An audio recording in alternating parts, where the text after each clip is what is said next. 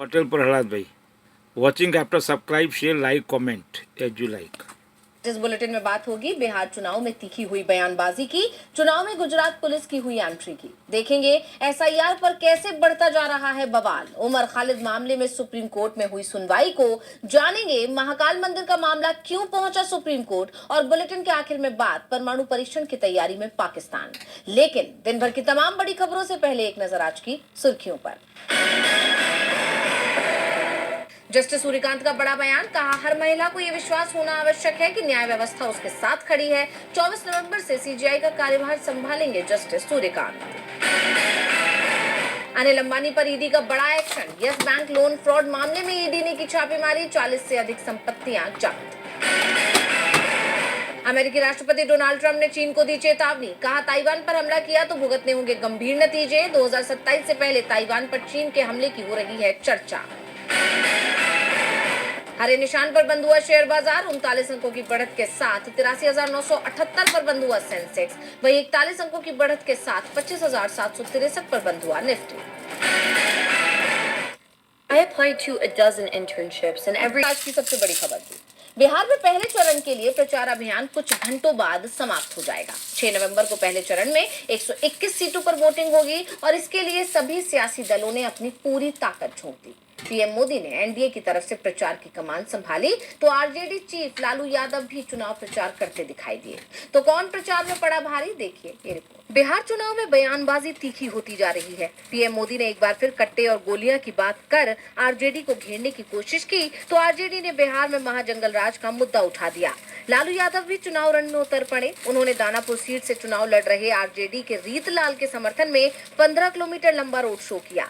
लालू के road show में जबरदस्त भीड़ दिखाई दी तो मोकामा में जेडीयू उम्मीदवार अनंत सिंह के समर्थन में सम्राट चौधरी और ललन सिंह ने रोड शो किया। प्रियंका गांधी भी बिहार पहुंची और उन्होंने महागठबंधन उम्मीदवार के समर्थन में वोट मांगे। सहरसा में प्रियंका गांधी ने केंद्र और बिहार की सरकार पर हमला करते हुए कहा कि बिहार में एसआईआर करवाकर 65 लाख वोट काट दिए। वोट कटना मतलब नागरिकता खत्म कर देना, ये बड़ी साजिश है। देश में कुछ भी होता है तो ये लोग हमारे ऊपर ठीकरा फोड़ते हैं। इन लोगों को अपमान मंत्रालय बना देना चाहिए। प्रधानमंत्री का समय बहुत कीमती होता है, ये फालतू की बातों में आपका समय बर्बाद कर रहे हैं। बिहार की नीतीश सरकार दिल्ली से चल रही है, आपके सीएम की नहीं सुनी जा रही है। प्रियंका ने कहा कि चुनाव करीब है तो ये लोग 10,000 रुपए बांट रहे हैं।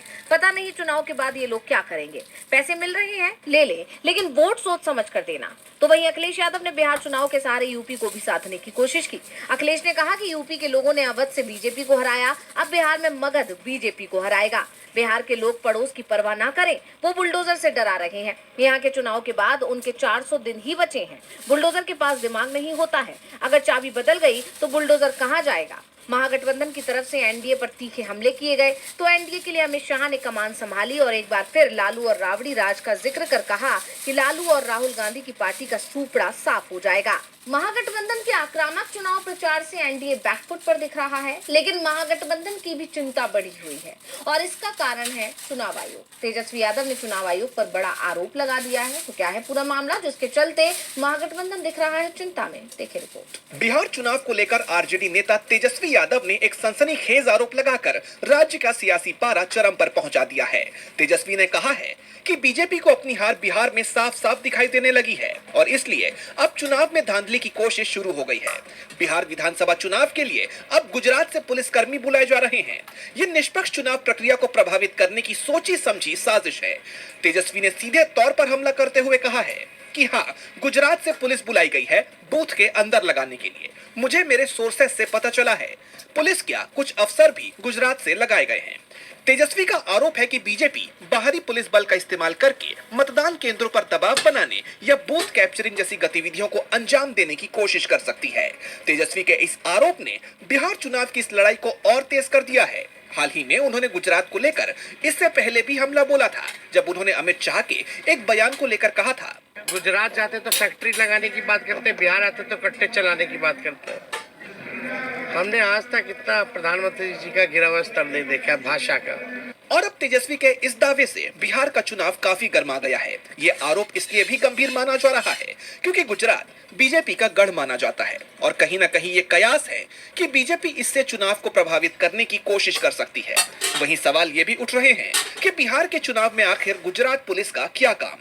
हालांकि इन आरोपों पर फिलहाल एनडीए या बीजेपी की तरफ से कोई आधिकारिक प्रतिक्रिया नहीं आई है। अब देखना होगा कि इस मुद्दे पर बिहार की राजनीति क्या रुख लेती है।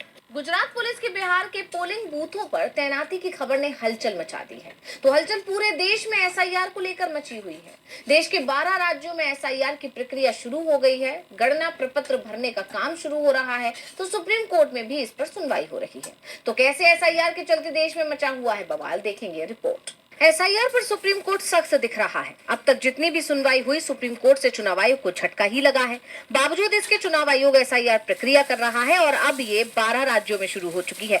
लेकिन जानकारों का मानना है कि ये चुनाव आयोग के लिए इतना आसान नहीं रहने वाला है, क्योंकि बिहार में तो एनडीए की सरकार थी, इसलिए विपक्ष के विरोध के बावजूद चुनाव आयोग ने प्रक्रिया पूरी की।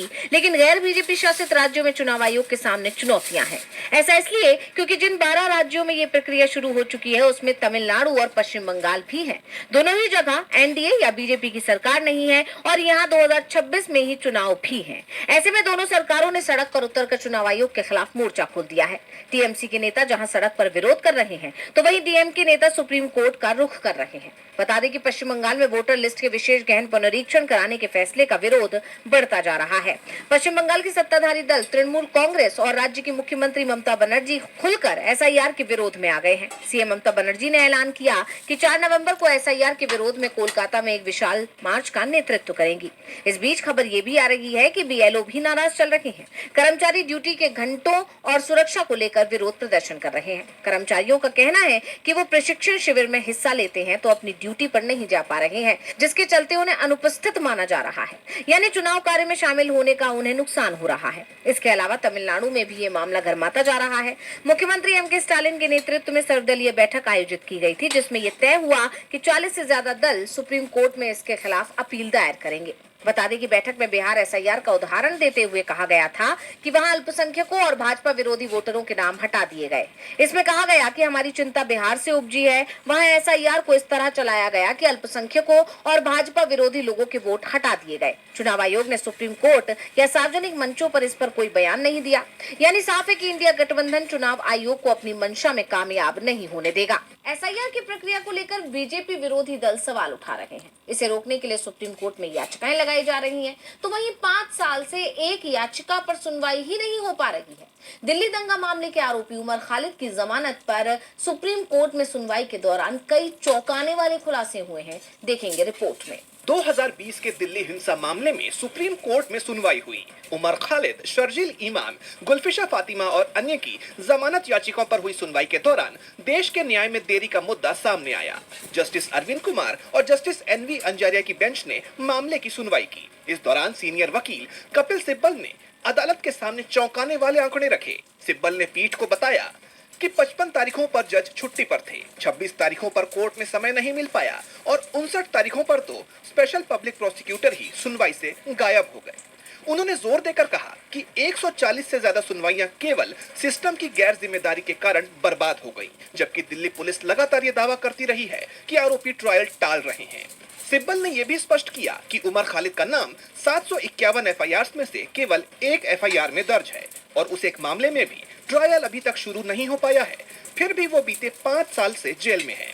सुनवाई के दौरान अदालत में कई दलीलें पेश की गईं, जिनमें सीनियर एडवोकेट सलमान खुर्शीद ने कहा कि हम मिलकर प्रत्येक अभियुक्त के लिए 10 मिनट का समय लेंगे, जिस पर जस्टिस अरविंद कुमार ने कहा कि हमारे पास 3 से 17 साल की अवधि वाले 17 जमानत के मामले हैं। हम बस अपना समय समायोजित कर रहे हैं। हमारे पास 2 साल से लेकर 18 साल तक के मामले हैं। मुझे नहीं पता कि अधिकार क्षेत्र वाली अदालतें इन मामलों की सुनवाई क्यों नहीं करती हैं। वहीं additional solicitor general SV Raju ने इसका विरोध करते हुए कहा कि ये सब तथ्यों पर आधारित है और तथ्य ये है कि कुछ लोग एक दिन भी बाहर रहने के लायक नहीं हैं।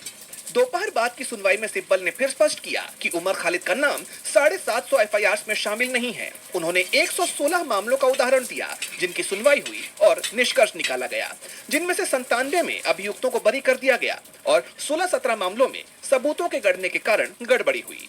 इन तमाम दलीलों को सुनने के बाद कोर्ट ने मामले की सुनवाई के लिए 6 नवंबर को दोपहर 2 बजे की अगली तारीख तय की है। ये मामला न केवल अभियुक्तों के अधिकारों बल्कि न्यायपालिका की कार्यप्रणाली और देश में न्याय के विलंब पर भी गंभीर सवाल खड़े कर रहा है। अब 6 नवंबर को इस मामले में क्या होता है, ये देखना होगा। उम्मीद है कि खालिद और दूसरे आरोपियों को सुप्रीम कोर्ट से जमानत मिल सकती है, लेकिन कोर्ट में एक और सवाल खड़ा हो गया है। ये सवाल उज्जैन में महाकाल लोक के निर्माण को लेकर है। दावा किया जा रहा है कि प्रशासन ने पार्किंग बनाने के लिए एक मस्जिद को ध्वस्त कर दिया। तो क्या है पूरा मामला, देखिए रिपोर्ट। उज्जैन का महाकाल लोक मंदिर एक बार फिर से विवादों में घिर गया है। मस्जिद में नमाज अदा करने वाले 13 स्थानीय निवासियों ने आरोप लगाया कि महाकाल मंदिर की पार्किंग को बढ़ाने के लिए मध्य प्रदेश सरकार ने 200 साल पुरानी मस्जिद को तोड़ दिया। इसे मध्य प्रदेश हाईकोर्ट में चुनौती दी गई। हाईकोर्ट से जब राहत नहीं मिली तो मामला सुप्रीम कोर्ट पहुंच गया है। याचिकाकर्ताओं ने कई आरोप लगाते हुए कहा कि मस्जिद को 1985 में वक्फ के रूप में अधिसूचित किया गया था और इस साल जनवरी में अवैध घोषित किए जाने और मनमाने तरीके से ध्वस्तीकरण से पहले 200 सालों तक इसका इस्तेमाल होता रहा। ध्वस्तीकरण से पहले सरकार की ओर से की गई भूमि अधिग्रहण प्रक्रिया में अनियमितता बरती गई है। राज्य सरकार ने अधिग्रहण की झूठी कहानी गढ़ने के लिए क्षेत्र में अवैध कब्जाधारियों और अतिक्रमणकारियों को मुआवजा दे दिया। याचिका में कहा गया है कि इस विध्वंस ने पूजा स्थल अधिनियम 1991, वक्फ अधिनियम 1995 और भूमि अधिग्रहण, पुनर्वास और पुनर्स्थापन में उचित मुआवजा और पारदर्शिता का अधिकार अधिनियम 2013 का उल्लंघन किया है।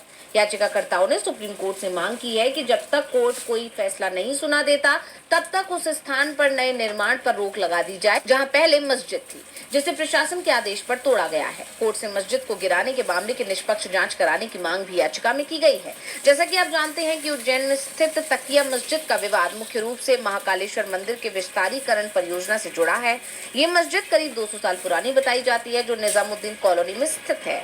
विस्तारीकरण परियोजना के तहत मंदिर परिसर का विस्तार 2.5 हेक्टेयर से 40 हेक्टेयर से ज्यादा किया जा रहा है। इस परियोजना का उद्देश्य परिसर को 7 गुना बड़ा करना है। इसमें मस्जिद भी आ गई। इस प्रक्रिया में मस्जिद और आसपास के 257 मकानों को ध्वस्त कर दिया गया। मुस्लिम पक्ष का कहना है कि ये मस्जिद वक्फ संपत्ति है, जबकि प्रशासन अवैध अतिक्रमण बता रहा है। उज्जैन में मस्जिद का मामला सुप्रीम कोर्ट पहुंच गया है, तो स्ट्रीट डॉग मामले में भी सुप्रीम कोर्ट में सुनवाई हुई। कोर्ट में तमाम राज्यों के मुख्य सचिवों की तरफ से हलफनामा समय पर दायर नहीं करने को लेकर माफी मांगी गई। तो क्या हुआ इस मामले में खास, देखिए रिपोर्ट। आवारा कुत्तों के मामले पर सुप्रीम कोर्ट में सुनवाई हुई। आवारा कुत्तों के बढ़ते हमलों की घटनाओं पर कड़ा रुख अपनाते हुए सुप्रीम कोर्ट ने तमाम राज्यों और केंद्र शासित प्रदेशों के मुख्य सचिवों को तलब किया, जिन्होंने कोर्ट में पेश होकर बिना शर्त माफी मांग ली।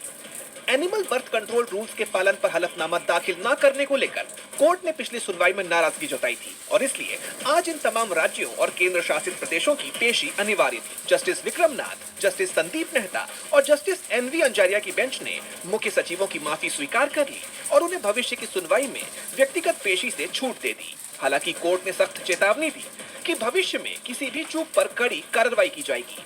कोर्ट ने कुत्तों के काटने से प्रभावित लोगों की याचिकाओं को स्वीकार कर लिया और उन्हें मामले में हस्तक्षेप की इजाजत दे दी है।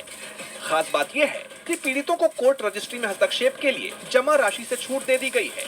वहीं इसके विपरीत कुत्तों के समर्थकों के लिए हस्तक्षेप पर व्यक्तियों को 25,000 रुपए और गैर सरकारी संगठनों यानी एनजीओ को 2 लाख रुपए की जमा राशि अनिवार्य की गई है। कोर्ट ने पीड़ितों की बात सुनने का फैसला किया है।